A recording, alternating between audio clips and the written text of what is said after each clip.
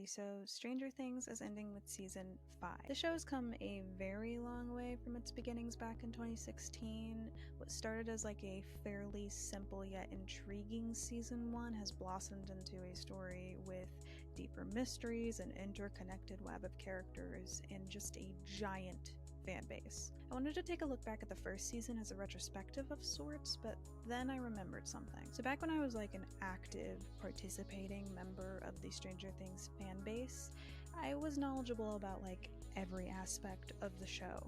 I am incapable of liking anything to a normal degree, so I was, to put it lightly, obsessed. At some point, I found the show Bible, and after remembering this, I had this idea to look through and see what changed from conception to production, and if there was anything that they had plans for when this was just supposed to be an 8-episode miniseries that could have given us the clues for later seasons, and possibly what is to come for season 5. First things first, what is a show Bible? Well, a show Bible is a document or booklet that outlines characters, plots, settings, themes, and comp film/series. It's used for the purpose of pitching a project to a network. So I'm not going to explain what Stranger Things is. You would not have clicked on this video if you didn't know what it was. But something that I will explain is why this show came to be. I think it gives really great, insightful context into this show Bible that we're about to break down. Show creators Matt and Ross Duffer, aka the Duffer Brothers, had a passion for film from a young age. They wrote and directed a lot of shorts, they did a feature film, and they also worked on a show with Hulu. They decided to pitch around their first idea for Stranger Things, which was called Montauk, after being excited about the cinematic changes that they were seeing being brought to television. True Detective was a big inspiration for the 8 to 10 episode format, like a long movie. And they also cite the film Prisoners as early inspiration. Matt Duffer said in a Rolling Stones interview, "We thought, wouldn't the movie have been better in 8 hours on HBO or Netflix? So we started talking about a missing persons story." Other inspirations being their own experiences growing up, Stephen King novels, Steven Spielberg films, and government experimentation like MKUltra. They were rejected about 15 to 20 times before actually finding connections to Netflix, who took them on. This show Bible that we're about to go through was just one part of the Duffers' pitch. They also created a pilot script and a mock trailer, so they worked very hard to get this out. For the purposes of this video, I will be calling references to things that happen in the show Bible Montauk and things that happen in the show Stranger Things, just for lack of confusion, and it's also easier for me than just saying show Bible a million times. The cover.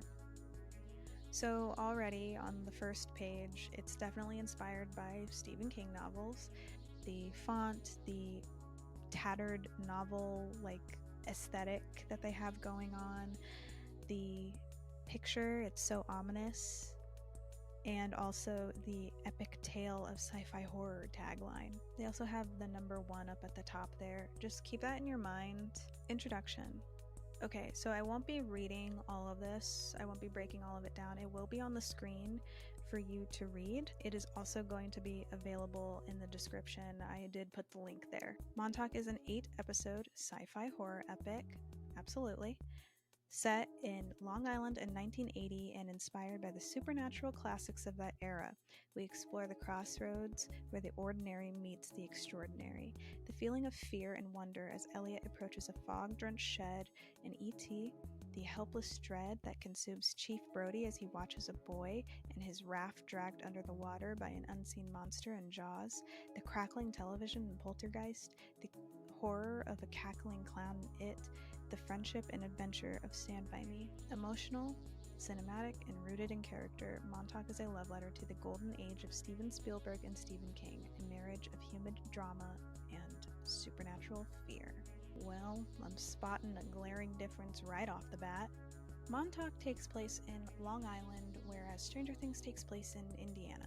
They name drop Jaws in this introduction, which, for those who don't know, Jaws was inspired by shark sightings off the coast of Long Island and was also inspired by a real-life boat captain from Montauk. I looked into this further, and Matt Duffer actually commented on the change. He said, "It was more practical than anything. We liked Montauk because we liked the coastal setting, and Montauk was the basis for Amity, and Jaws is probably our favorite movie, so I thought that it would be really cool. Then it was really going to be impossible to shoot in or around Long Island in the wintertime. It was just going to be miserable and expensive." Other than that, I do not see any differences so far. The comps are true to the feel of the show, and there were in fact 8 episodes in season 1. The Montauk Conspiracy. There are a million bajillion videos on this very website about the Montauk Conspiracy and its connections to Stranger Things. So I'm not going to go into that. What I am going to go into is that this was clearly the Hawkins National Lab inspiration. The things I'm going to break down in this description is a direct mention of the Cold War. It says in the second paragraph, "In 1942, as World War II raged across the ocean, the Air Force established Camp Hero on the easternmost part of Long Island, Montauk, blighting the quaint, picturesque resort town that would serve as Peter Beckley's inspiration for Amity and Jaws. The base's initial objective was to protect America against possible German invasion. The already enormous base was later expanded during the Cold War. A long-range radar dish was added and it became the focal point of Soviet surveillance. Around this time, the base allegedly began to conduct a series of top-secret experiments, codenamed the Montauk Project."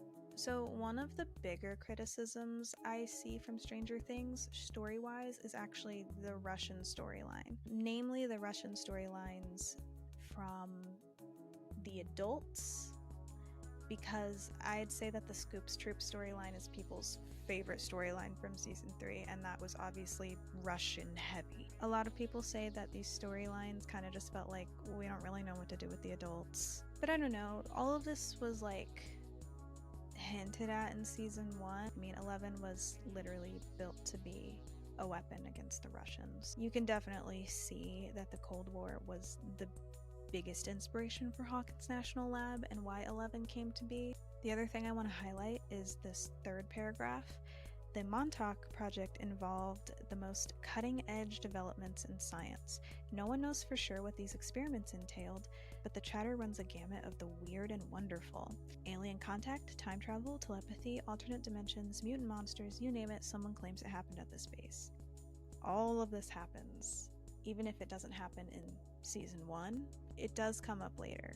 Alien contact, I mean, it's interdimensional alien contact, not alien contact, but alien as in foreign contact. I'll get back to time travel. Telepathy, 11 has telepathy, alternate dimensions, the upside down, mutant monsters, all over the place, and looping back around to time travel. In season 4, we do see that when the teens go to the upside down through the Lover's Lake gate, I believe, they decide to go to the Wheeler house to get Nancy's guns. And when they go, they realize that the upside down has been frozen in time on the day that Will went missing. It's not actual time travel, but I'd call it time travel light. Story.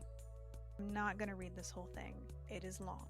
But what I am going to call out is that in this first paragraph it says, "We began at Camp Hero in the fall of 1980, a few months before the base will be shut down by the US government." Am I mistaken in thinking that there was no direct mention of this in Stranger Things? I don't know, somebody can correct me if I'm wrong, but I'm not remembering that that was something that was going on. Number 2, 11 cannot give characters direct access to what they call the in-between. It says in the last paragraph of this, sorry, I couldn't find it, 11 will ultimately give them access to this in-between dimension, a nightmarish reflection of our own, where they will find themselves face to face with unimaginable horrors. So the in-between, like that wording, reminds me of the void, which is what 11 goes into when it's like super dark and she gets to interact and find people and stuff. That is what that term reminds me of, but they are clearly talking about the upside down. She also cannot give direct access. We have not seen her open a gate that wasn't already opened. Like, we've seen her enlarge a gate that already exists, but that's very different than giving access to, like actually opening and making or in allowing people to go through. The only time that we ever see that is in season 4 with Henry, and it was completely by accident. So we know that she can do it, and maybe she will in season 5. I'd love to see her hone those abilities. We are yet to see her actually do it purposefully. The tear or rip that separates their world from ours will begin to spread across Montauk like a supernatural cancer. This cancer will manifest itself in increasingly bizarre paranormal ways. Electrical fields will be disturbed, strange fungi will grow on structures and people, a heavy fog will drift from the Atlantic, the temperature will plummet, food will rot, gravity will fluctuate, people will glimpse bizarre entities in their homes and businesses, there will be an escalating number of vanishings, the entire town will become haunted and in grave danger. If people can disappear, can an entire town? You can argue that in earlier seasons, gates were spreading, and in season 2, the tunnels were spreading, but in my opinion, spreading like a cancer means engulfing the entire town and eventually disappearing it into becoming basically the upside down on the right side up.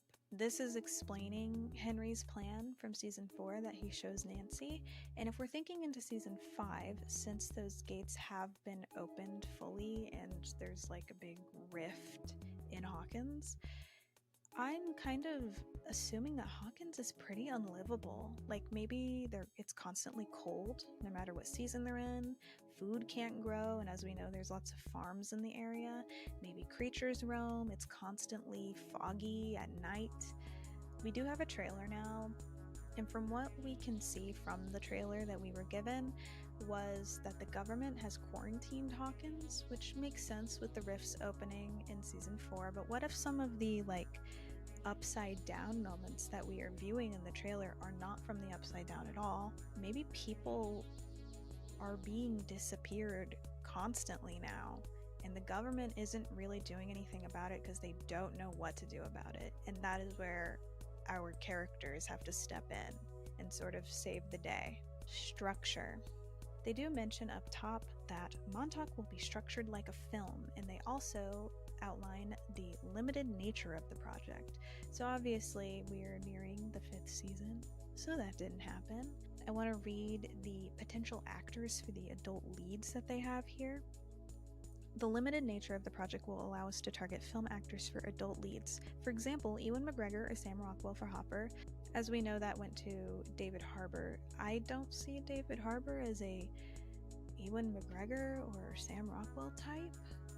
I also don't see Hopper being anybody else. And Naomi Watts or Marissa Tomei for Joyce. This is something I knew from way back in season 1 that Marissa Tomei was in the lineup to be Joyce. I mean, they did only find one household name, and that was Winona Ryder. They now break down the 3 acts of the series. As they said previously, this will be structured like a film: Act 1, Act 2, Act 3. Act 1 they outline being episodes 1 through 3, and the biggest difference that I am immediately seeing is that it says that Jonathan is fixated on a tear inside his shed. And I wonder why they cut that out. I can see a good setup for this storyline with Hopper noticing the tear in the shed, he could hear the squelching. He doesn't know what it is, and then a cop, one of his deputies, pulls him away. I can almost see it because Jonathan's prevalent in this scene. Jonathan going in and being like, hey, they need you for something, and then Jonathan noticing once Hopper is out of the room about this rift in the shed. Otherwise, in this Act 1 setup, it's pretty one-to-one. It just breaks down that Will disappeared, there's a fallout in the community, Hopper's investigating, Joyce making paranormal contact with Will, and that they all come to the same conclusion that Will was kidnapped by supernatural forces. In Act 2, we have something a little crazy. We have the mention of a character named Terry Ives. Now, if you know who Terry Ives is in Stranger Things, you're about to be very shocked. Several peripheral characters will come to the forefront, including Terry Ives, a local conspiracy theorist. So, that's not who Terry Ives is. Terry Ives in the show is Eleven's mother. She is in a non-comprehensive state when we meet her. We do get mentioned that she was sort of like maybe like hippy dippy. She volunteered to be a part of this experimentation with Hawkins National Lab, but this is clearly a very different route. You know who is a conspiracy theorist? Murray from season 2. But that will come back around later whenever we actually start to break down the characters. Another important call out is that Mike in Montauk goes to the Upside Down. It says Mike will travel to this alternate dimension for the first time and return with proof that Will is alive. That's not what happens in Stranger Things. In Stranger Things, 11 makes contact through the radio to the Upside Down, and that is how Mike proves that Will is still alive. Mike, thus far in Stranger Things, I think has only been to the Upside Down one time in season 2 when going to burn the heart. Montauk will become increasingly haunted, raising the stakes, several characters coming to the forefront. We will also delve deeper into Eleven's backstory, ending with our characters and storylines coming together. In Act 3, the only difference is that they do not end up closing the gate. It does say here that they venture to the alternate dimension to save Will and hopefully close the tear once and for all. They don't do that. It is open well into season 2. Literally until the end of season 2, that specific gate is open. I want to point out one other thing here. In Act 3, at the end, in episode 8, there are 3 major cliffhangers: a Will cliffhanger, a Nancy cliffhanger, and a Hopper cliffhanger. But up at the top, it says there will be no loose ends. So I'd like to know if maybe that was Netflix interference. Maybe Netflix said, hey, we're seeing the potential here further than a season 1. Maybe leave some stuff open-ended in case this ends up getting big. Or maybe the Duffer Brothers found that their ideas could not be condensed in one season, so by the time they were writing by the time they were writing episode 8, they decided to just go, let's leave some breadcrumbs, saying that, almost like a bid to being like, oh, we want a season 2. Tone and style. In the second paragraph, that Montauk is set in the fall of 1980, while we know that Stranger Things is set in the fall of 83. It also says, in reference to the show being set in the 80s, while this will add a fun nostalgia factor to the show, these details must never overwhelm the story or characters. The fans and the people making merch say differently. They say otherwise, because holy crap, did Stranger Things kickstart the revival of the 80s that happened in 2016 to 2020. And we're still seeing the after effects in the big 2025. And they state that they didn't want the 80s vibe to be at the forefront, but boy, was it shoved down all of our throats, and not by any fault of the show. So, Duffers, you did your job, but Netflix and merchandising, they really just wanted everybody to be engulfed in the 80s, and it worked. These scrunchies are stuff that I got in 2016 after watching the show. I still to this day exclusively wear Chucks. Exclusively. I have 3 pairs of Chucks that are in 3 different colors that go with every outfit that I own, because I refuse to wear anything else. And I got my first pair of Chucks, you know it, in 2016. Mom jeans filled my closet. I mean, people are 80s out now. They are 80s fatigued. The soundtrack should similarly feel period but timeless. Classic songs will play from sources such as radios and TVs. Most of the music will be original. We imagine a cinematic, eerie, modern synth sound. I mean, when people think of Stranger Things, the soundtrack is one of the first things that comes to mind. You can hear it in your head. The song Kids is the thing that most people think of whenever they think of Stranger Things. So they really, really killed it with soundtrack and the score. I mean, I know that they didn't make it, but it was outlined here exactly how they said, cinematic, eerie, modern synth tone. Like, that is what you think of whenever you think of Stranger Things. They only wanted classic songs to come from diegetic sources, but I feel like, they gave it the old college try in season 1. Should I Stay or Should I Go came from Will's radio, or the radio in Jonathan's room, I think, and Africa from Nancy's radio, and White Rabbit from Benny's radio. Especially at the start of the season, they really pushed this, but there was some places where they just couldn't fit it in naturally, and that's okay. Horror. In the second paragraph, it says, our supernatural entities will remain mostly obscured throughout, hidden in the shadows, tucked away just off screen. When we do glimpse them, they will be terrifying, unforgettable, strange. Their design taking inspiration from the masters of the grotesque. I believe, to this day, that season 1 is the scariest season. People argue it's season 4, but season 1 was just drenched in mystery and mystique, and you just had no idea what the Demogorgon looked like until the last episode when we get an actual good glimpse of it. As much as I love body horror and I love how disgusting all of the deaths in season 4 at the hands of Vecna are, nothing compares to the feeling of just like, oh my god, what is it? From season 1. I commend them for sticking to this throughout season 1. And a lot of it was probably for budgeting reasons. I'm sure it was super expensive to CGI a Demogorgon on a show that didn't have a crazy budget in season 1. But man, it just made a lasting impact for whenever we did see it. In this third paragraph, it says, the show will prominently feature yet another type of horror, the humankind. The supernatural terrors unleashed on our town will be in certain ways personified. The evil that exists beneath the perfect facade of a small town. Abuse, divorce, violence, cruelty, substance abuse, depression, death. Our characters will struggle with the darkness of the human condition. How do you cope with the abundance of evil in this world? And in the end, is it worth it? The most interesting part of the show is how our characters react to the things that are happening.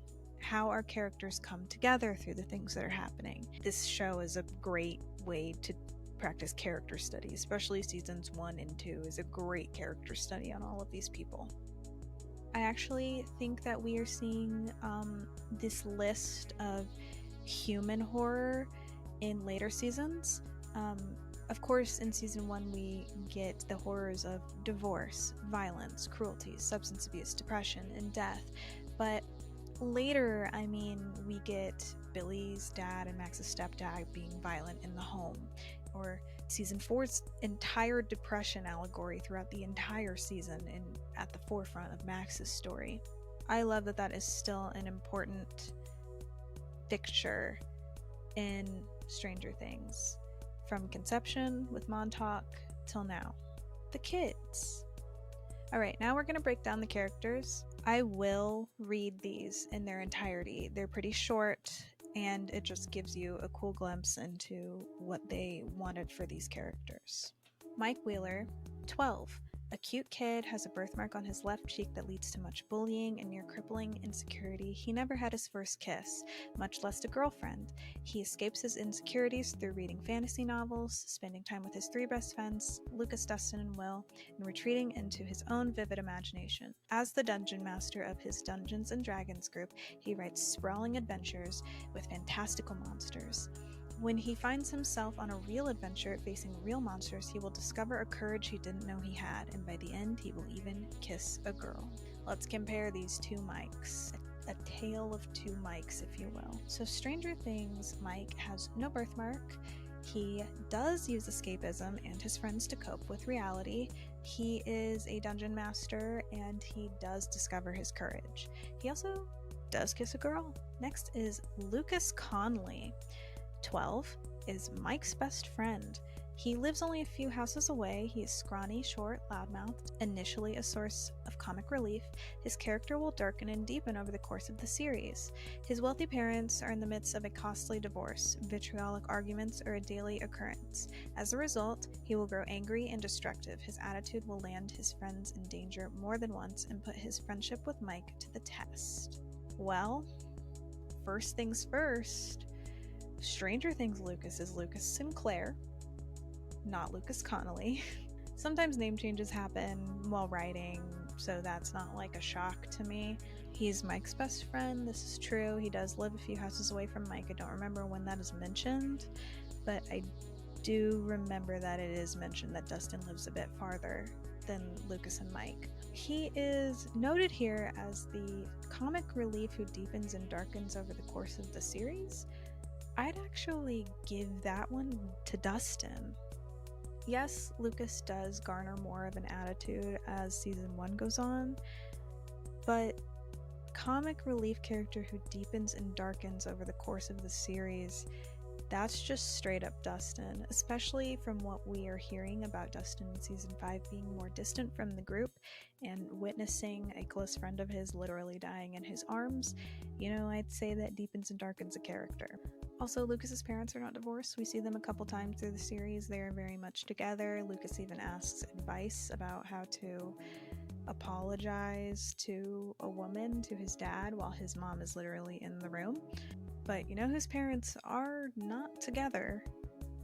Dustin. It's just so weird that they gave some of his backstory to Dustin. Reminds me of another franchise that did that. He does end up driving a wedge between himself and Mike. But back to them taking away some of this story of his. I mean, this would have made him 10 times more sympathetic in season 1. I was remembering as I was reading this how much Lucas was hated in season 1. People hated Lucas. I never understood it. I'm a Lucas fan since day 1, but I cannot say that for the rest of the fans. A lot of them hated him, and I think that this probably would have made him a lot more sympathetic, having a almost reason as to why he has garnered this quick attitude and not wanting to lose anything else. I mean, you can see that it's because 11 is in the picture. Lucas is now like, well, I don't want to lose my friend. I don't know. I've always really loved Lucas, and I'm really sad that we don't get to see much of his home life even now. We get to see Erica, and I love Erica. I think she's a great addition to the show. She's always very funny, but he's the one member of the party that we like to see very little of his home life. We see more of Dustin's home life than we do Lucas's. Will Byers, 12. Sweet, sensitive kid with sexual identity issues. He only recently came to the realization that he does not fit into the 1980s definition of normal. His innocent choices, such as his colorful clothes, prove a constant source of bullying. Like Mike, Will escapes through fantasy gaming, where he can be himself uninhibited.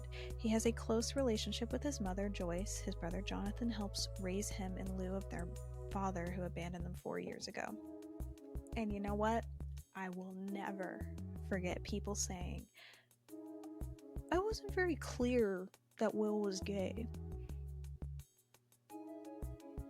As if it's not my fault you don't like girls existed. As if, well, is he? Didn't exist. They didn't get he was gay until like his conversation with Jonathan. They really thought that this scene of him crying in the car wasn't him having a crisis about his sexual identity and liking somebody who he thinks will never like him back. Like, I don't, whatever.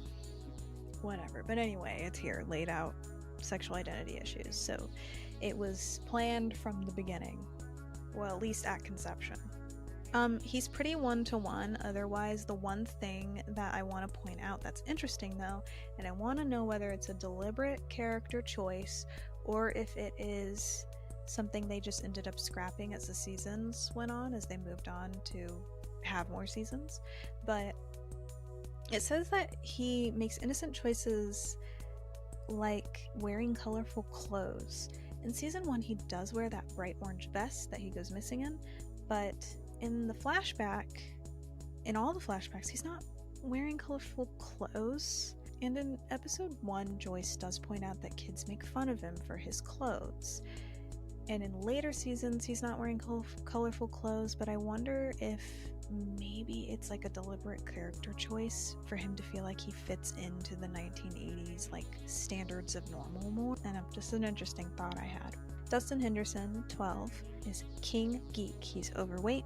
He wears oversized glasses. His supportive parents are nerds themselves and are supportive of his choices and hobbies. However, Dustin finds less acceptance at school, where he is often bullied for his weight and interests. He frequently bickers with Lucas. Their arguments are good-natured at first, but escalate as he is King Geek, but I'd argue that Stranger Things would go with the term King Nerd, since Erica would probably coin it that way. He doesn't have glasses. It does say parents, which is interesting, because in Stranger Things he only has his mother around. I'd say that he's way more bullied for his teeth rather than his weight, but that was probably a choice when they cast Gaten Matarazzo.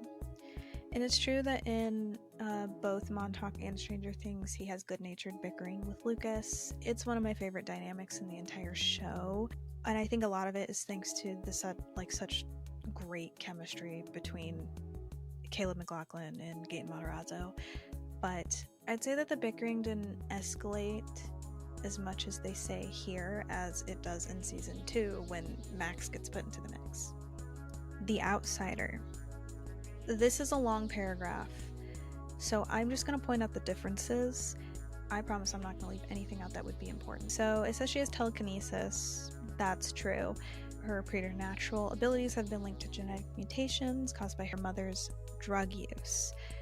So what's interesting here is they do not point out whether it was the experimentation that was causing her to abuse drugs.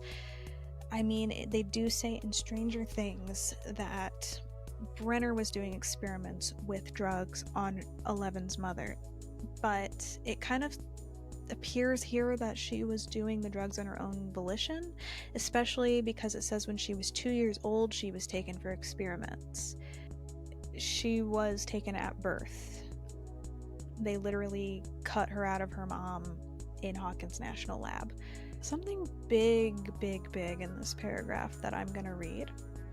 During this time, she and a group of other children 1 to 10 were subjected to a series of painful, dangerous experiments. Her powers proved greater than other children, and she began to receive special attention from Agent 1. Outside of Agent 1, she had little experience interacting with others and has no memory of the outside world. So it's clear that Agent 1 is what Brenner became for the 8-episode epic that they planned.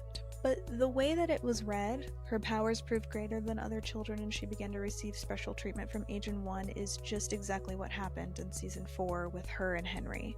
Maybe they had a plan for Henry all along and had to scrap it. Maybe Brenner was the original one and they just kind of had to cut that storyline out. It kind of seems like they've twisted Brenner and Henry into sort of one person whenever they first thought of this. I don't know, but it's crazy that they were kind of able to bring back this one character for future seasons. The teenagers. Jonathan Byers, 16, mysterious, quiet, artistic leanings, a lifelong love and talent for photography. He finds his social life constantly stifled by his responsibilities to his family. He works at a local movie theater to help his mother pay rent, and the rest of his time is spent taking care of his brother Will. While he loves his family very much, he feels burdened by them. He has no friends. He's never had a girlfriend. Over the course of the series, he will begin a relationship with Nancy Wheeler. This will force him to open up and for the first time, let someone in. This is pretty accurate. He does work in season 1, but they don't say where he works, I don't think. Please correct me if I'm mistaken. It's entirely possible that he worked at the movie theater and there was just no direct mention of it.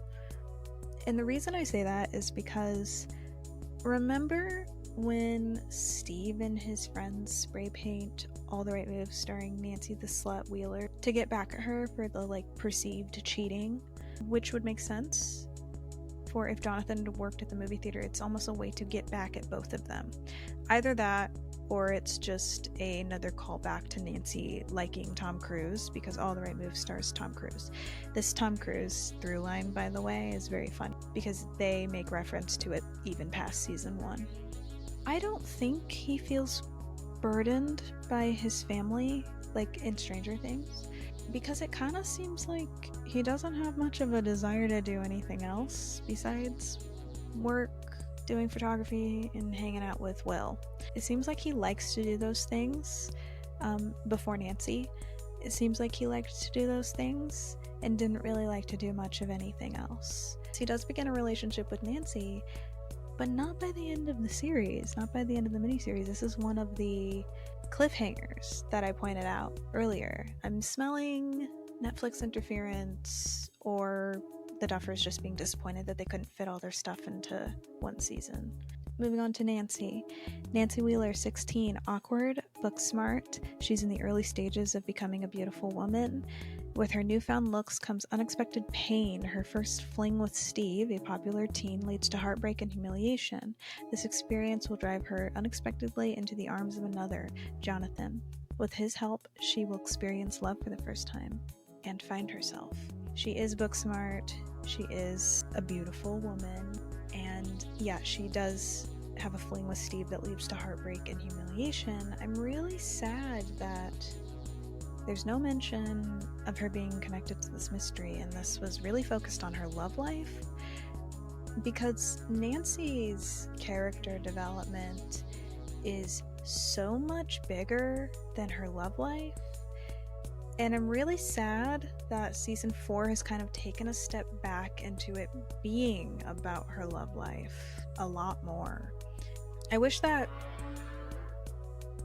maybe Barb wasn't a character that they had thought up yet. I don't know, but I love that that is actually the driving force of her finding herself, talking things out about her life and what she perceives her family life to be like is more at the forefront than Steve or Jonathan. Who were we picking? I hope that season 5 brings more of just Nancy being the person she found herself to be in these earlier seasons, rather than this Jonathan versus Steve narrative. The adults, these are also long paragraphs, so I'm just gonna kind of go quickly. Hopper is the most fully formed person on this page. Actually, he's the most fully formed person in this entire document. It's clear they had a crystal clear image of him from the start. The only things that are different is that he doesn't live in a shack by the beach, but that's just because of the location change from Jersey to Indiana. The other change is his daughter Sarah dying in a car accident. It says in this document, it says that he made a happy life, but it is shattered when a tragic car accident kills his 4-year-old daughter. He retreats to his hometown and now lives a hedonistic lifestyle. I love the change that they decided to make, because we feel the emotional weight in Stranger Things of the memories he carries in the final episode of season 1. We are told that his daughter is dead throughout the entirety of season 1, only to see the actual flashbacks and how impactful it is, and the parallels between him and Joyce in the final episode. We are seeing this prolonged battle of uncertainty and anxiety that parallels Joyce's struggles of potentially losing Will. So, very smart choice on the Duffers' part to make it dying from cancer rather than dying from a car accident. The two changes that we see in Joyce on this page is that it says she struggles to raise her boys while holding down 2 low-paying jobs with long hours. She chain smokes, speaks with a thick Long Island accent, and has blunt manners. I wouldn't say she has blunt manners, and she definitely doesn't have a thick Long Island accent. That was obviously due to the location change. I say that she stands up for herself, and she's pretty outspoken, but I wouldn't say she has blunt manners. It says that she chain smokes, which is very true, and it also says that she is a loving mother who is very protective, and boy is she protective. She will do anything for Will and Jonathan, like anything for Will and Jonathan. Mr. Clark, I am going to read this out fully, just because you need to hear it. Mr. Clark, 35, is the rock star of the local middle school. Charismatic, charming, handsome, and whip smart. He's the closest thing our series has to Indiana Jones. Mr. Clark will become increasingly essential as the show moves forward, as he will be the key to solving the mystery of what happened in Montauk. He will ultimately help our characters breach the tear in Act 3. This is wild, because Mr. Clark in Stranger Things is this teacher. I'd say he's more of the rock star of the party than the school. He also rocks a really fun mustache. He is not the closest thing that the show has to Indiana Jones, but geez, I would have loved to see it. Like, I would have loved to see this character as written in Montauk. Like, who do you think would play Mr. Clark if they went this route? Like, he is like the hot shot of the middle school, and the teachers probably are in love with him, and you know, he's very Indiana Jones-esque. He's charming and he's smart, and like, you know, I just want to know what you guys think about who would play him, or who should play the Montauk version of Mr. Clark. It's true that he becomes essential as the show progresses. They often call him or come to him for advice, and he technically does help the characters breach the tear, but at a distance. Like, he's not there with them. He's like on call. Like, they phone a friend, and the friend is Mr. Clark a lot in season 1. He has no idea what they are up to, but he does indirectly help. Like, he indirectly saved Hawkins in season 1. For sure. Terry Ives, remember? Okay, so I'm gonna read the full description here. Mentioned only passingly in the pilot, Terry Ives will play an important role in episodes to come. An antisocial hermit and local movie theater projectionist with the looks of a serial killer. Balding hair, big oval glasses, Terry is a conspiracy nut that has been investigating Camp Hero for over a decade. Although initially derided by Hopper and the others, he will become an unexpected, albeit reluctant hero in the dark days ahead. He might even make a friend or two along the way. Well, that's just Murray Bauman.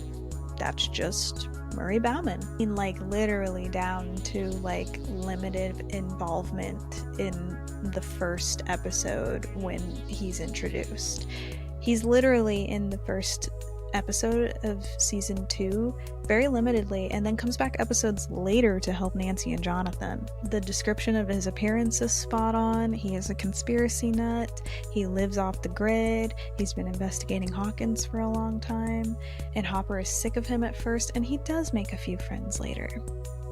I'm sure he was, cut for the sake of condensing the story, and they just gave his name to Eleven's mom, but it is fun that they got the opportunity to bring him in later, even though he's not really my favorite character in the entire world. But, I'm happy that the Duffers clearly liked him, and they clearly liked Mr. Clark too, because Mr. Clark is so different, but they probably had like a Mr. Clark in their lives, because Mr. Clark does come back an awful lot, even if it's just to like help Joyce out with something or like whatever. Franchise potential. So it does say here that Montauk is designed to be an 8-hour standalone tale, but the story can continue in subsequent installments. And then it goes on to mention a sequel that takes place in the same town 10 years apart in the summer of 1990. They mention that the kids are now adults with new lives, new problems, and that they all have probably moved out of Montauk, and that the reemergence of horror will bring them all back, where they have no choice but to join forces again. Well, this is just it, isn't it? Very It inspired. Remember on the cover that I told you to remember? It had that big 1. at the top. And the original It was a miniseries that ended up having 2 installments of where they do come back 20-something years later, I don't remember. They have to defeat the evil of Pennywise again. So I love that they carried on, even though this is way more seasons than they intended.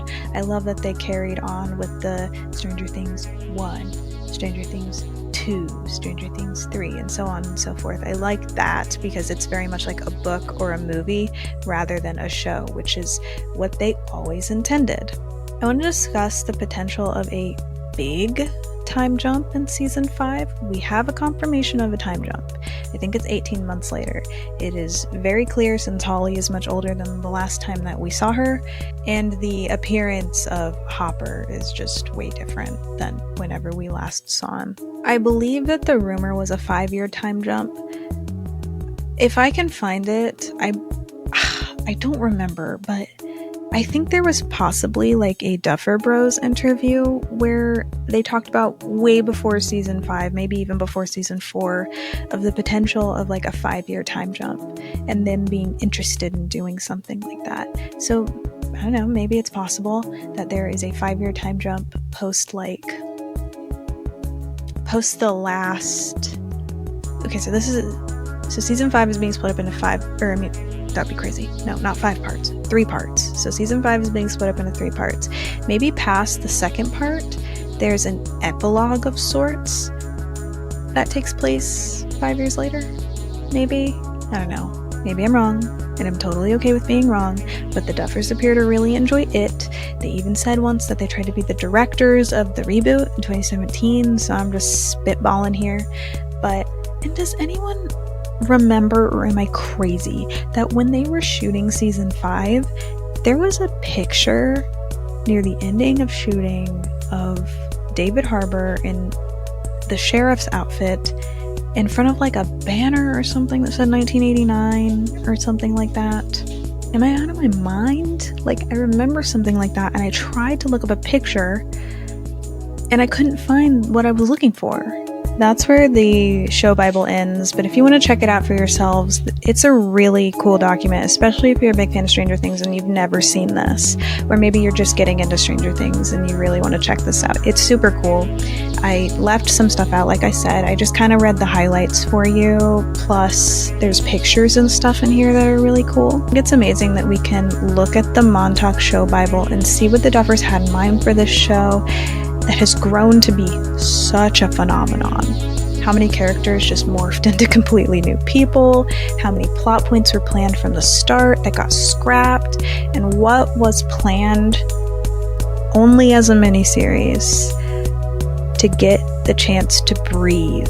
I'm happy that the Duffers got to actually explore some concepts that they couldn't condense into an 8-episode miniseries. I also love that we can sort of theorize based off of this, even to this day, the future of the final season. And if you caught on to something or read this and you catch something that I didn't, I'm only human, I miss things all the time, and you can always let me know in the comments, as long as you're respectful. Okay, please take care of yourselves. Bye-bye!